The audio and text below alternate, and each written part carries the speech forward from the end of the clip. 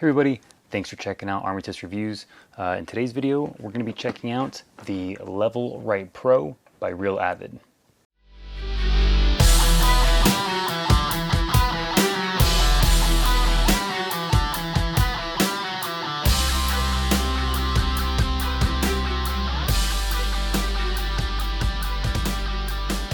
Alright, so first things first, disclosure. Do I have a relationship with Real Avid? Did they send this to me? No. I paid for this with my own money. I've never gotten anything from Real Avid for review or anything like that. They don't know me. They don't know I have this. So I bought this with my own money. So my review, as always, even if I do receive something to do a review, is to give you my honest thoughts on it. But just so we're clear, got paid for this myself. A lot of people will say this is an unnecessary accessory, and I would probably agree to a certain point, depending on who you are, your experience with mounting, leveling scopes, general knowledge of how to do that. This will make it a little bit easier. You can definitely mount a scope and level the reticle really well without this, but I wanted to try it out and see how good it was and let you guys know what I think of it. So I think I've used this once before so far, if I remember right. I don't have it memorized. It's not that hard, but there are some things you have to do. So I'll be referring to the steps on here, so just keep that in mind. If I'm checking things out, that's what I'm doing.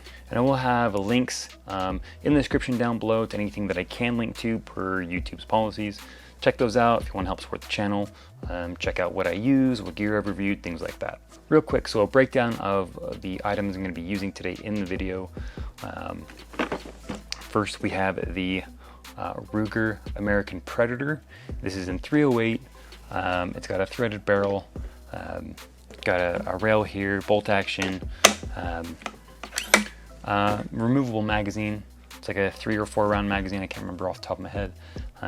It's brand new. I haven't shot it yet.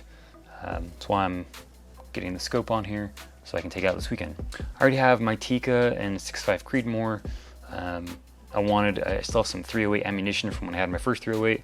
I wanted another one just to have one. This is cheap. They're pretty good for the money, so picked up another one. And then for rings, we have a 30mm UTG AccuShot low profile aluminum scope rings. UTG used to be pretty back in the day. They've come up in quality and stuff like that, but I mean, definitely not like top tier scope rings by any means. This is a fairly budget build, not going crazy with this, so I want to try these out and see if these will work. And then for the scope, I've never used the Crimson Trace line of scopes. They have a lifetime warranty. I've heard it's pretty decent glass, pretty good reticles. I wanted to try it out. So this is the Crimson Trace 3 to 12 power by 42mm 30mm tube MRI-MOA reticle. It has a sight focus parallax adjustment, fully multi-coated lens for clarity, exposed turrets, toolless zero reset, waterproof, shockproof, nitrogen purged, aerospace grade aluminum construction, 20 ounces. I believe they also have the MRI mil reticle available in this power. However, I don't think I was able to find it with my distributors, so I went with the MOA because I don't care. I'm not going to be shooting this in a PRS match with my buddy who's using mil. I'm going to be shooting this by myself for the most part. I don't need it to be mil. I like mil. Couldn't get it. All right, so let's open her up and get to it. So it comes with a color manual. Has some pretty decent instructions. Not too confusing. Pretty decent, I think. So that's nice. You've got this plastic grid right here. It's got a bubble level and then a grid so you can line up your reticles with that to make sure it's straight. Comes with a very cheap, very basic little tripod. Nothing special at all. Don't need anything special. And then we have the rest of the accessories here. First you have the Level Pro. This is the little light with different brightness settings. it will go in here, screws in like that, and then this piece is going to go over the front of the scope. I'll get to that in a second. A couple things I want to make note of the light is it is rechargeable. There's a little micro mini USB. I can't remember. I never remember the difference. In the back there, it's rechargeable. One thing I want to show you guys, a little disappointing. I've had issues with. Luckily, it hasn't broken anything yet. If I plug this in, pulls the electronics out. Not great. I need to glue that in or something, but still works since I haven't broken the wires yet. So check that, keep that in mind if you pick one of these up, if you decide to still get one. So you have the level right with the bubble level. This goes over and in front of the front of your scope. You have the leveling vise here. This slides in there. Then this will go, it's magnetized, goes over the barrel, you make sure it's level, all that stuff. We'll get to that. And then this is a Picatinny mount, I believe, if you're going to mount it on like an AR-15, something like that. All right, so first things first, before we can really get to this, we gotta put a scope on. So go ahead and start putting these rings on.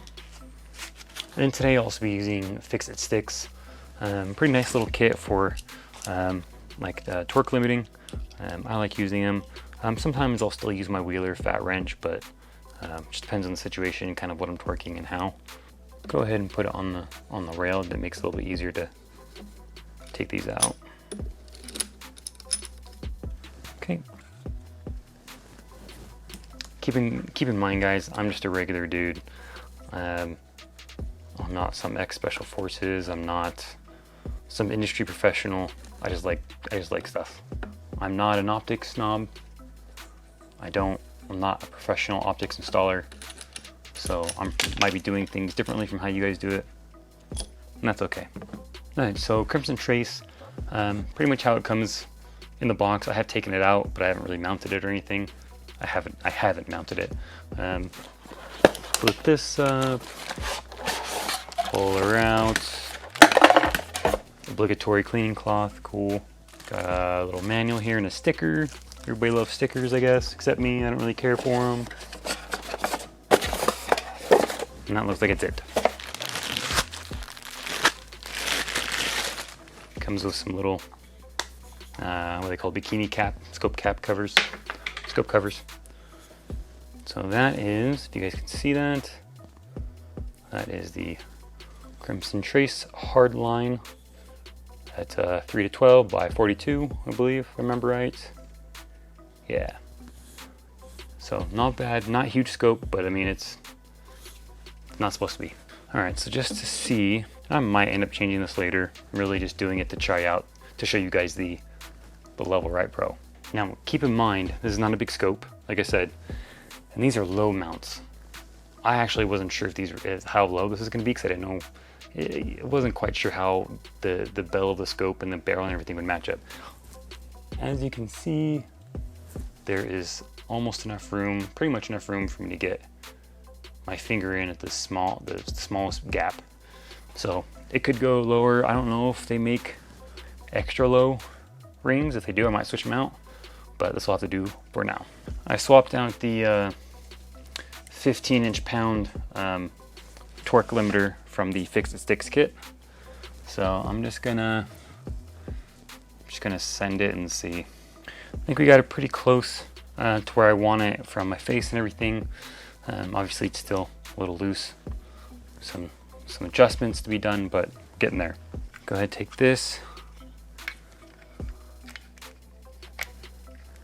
screw it in here, and then I believe it'll go here, and then push this down, and this upside down V kind of centers over the center of the scope to kind of line it up.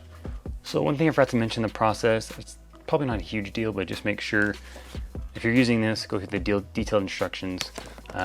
This screw here is to adjust the level of this whole system. And I was supposed to get it's hard for you guys to see, but between this piece right here and the front of the scope, where they meet, you want to have that gap mitigated as much as possible. I had a very small gap. Probably not a huge deal, but something to keep in mind. Make sure, it didn't mention that in the quick start instructions. I remembered it after I did everything and looked at the detailed instructions, and yeah, you can do that to kind of get rid of the cant a little bit and get everything really flush. That's my bad. I'm not that worried about it. Just make sure you do that when you're using this. So what this should do is this should center it, level it to the scope. So we need to use the bubble level, get this all dialed in.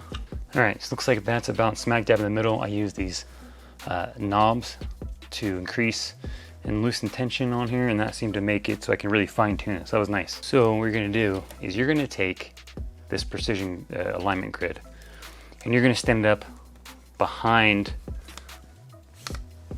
the eyepiece of the scope. And so what you're gonna do is you're gonna turn on this light. It's gonna shine a light through the scope, and then it's going to create a shadow from the reticle onto this, and then you line everything that way. So the idea is if this level is level with the projection, this is level with the grid. Turn the light on, you got this shadow of the reticle in the scope. You turn it until it's exactly lined up with the red lines on the grid, everything's level. What I've done before, and what other people do, is they'll do this exact same setup, maybe not with a device like this, but they'll get a flashlight, and they'll have a plumb bob on the wall or something. And they'll do the exact same thing that we're doing here, but they just use a flashlight and a plumb bob. It's a lot cheaper. Like I said, I just want to try this out. All right, so now we turn on the light. It looks like you guys can see on there. And it says to adjust the magnification so you get a crisp reticle. So now however you want to do this, you can either have the line go right next to the vertical line or to the lines in general and try to get it level. You can try to put it right over the line. Sometimes I feel like that's hard to see the shadow of the reticle over the red lines. So depending how you want to do it. Trying to make the most minor of adjustments here. And I think I'm pretty close. Again, this is more of like a plinking rifle. I don't plan on doing 1,000 yards or a mile with this. 308, it doesn't go past 700-800 yards anyway. But I want to try and get it as level as possible, but I'll take a picture so you guys can kind of see about what I'm looking at. I feel like it's very close. It's good for me. I'm happy with it. So now I'm going to try to tighten these and keep everything level. It's the hard part, at least for me. I know I should be putting like blue Loctite on these. I have some somewhere. I don't know exactly where it is off the top of my head, and I'm not too worried about it. If they come loose, I'll just do this again. I don't care. But you should, if you're doing this and you want to do it right the first time, yes, you should be using like a blue Loctite. Don't use red, because red Loctite is a little more permanent. Would require some heat, probably, most likely, to loosen it up to get it out. Okay, that torqued. That torqued. Torqued. I don't know if you can hear the click. Probably not. It's a very, very faint click, but you can hear it in person. Anyway guys, I'm pretty happy with that. I feel like the system is decent if you're new to leveling scopes and you want to have kind of a system that's a little more user-friendly in the sense, something that just kind of guides you through the process, has its own tools, yada yada yada. This is pretty nice just to like stabilize everything for the image rather than like holding a flashlight, which I've done before, trying to like do it kind of frees up some hands, gives you a little more structure to the process, but 100% this is not required to level a scope. But if you want to use something like this, I do feel like it's a good tool for that. The only really disappointing downside I have is the internals of this light coming out. I need to glue that. I need to remember to do that before I use this again.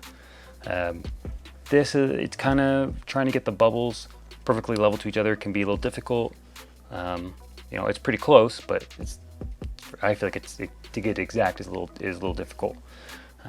But it works, gets the job done. Overall, I'm happy with the tool.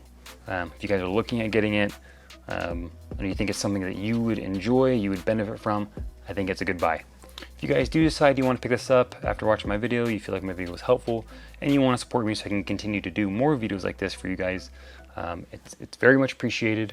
You can check the links down in the description below. They are affiliate links, make a little bit of money to try and fund things like this. So much appreciated.